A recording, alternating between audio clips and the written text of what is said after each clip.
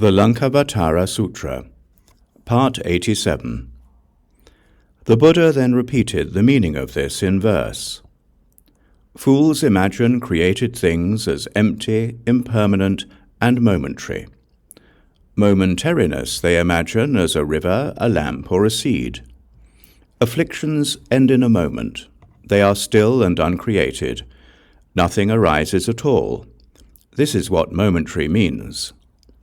Things arising, then ceasing. This isn't what I teach fools. An unbroken continuous existence. This is the result of distinctions. Ignorance is the cause. This is where the thoughts begin.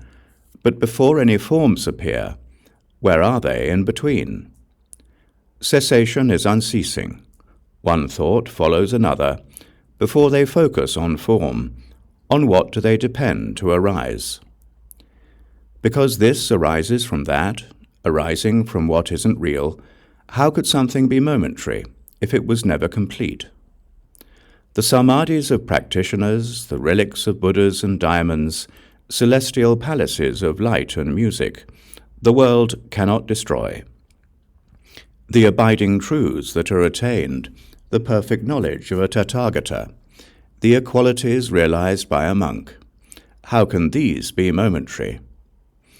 Illusions such as Gandharvan cities, these too are not momentary. But regarding unreal forms, real is how they are seen.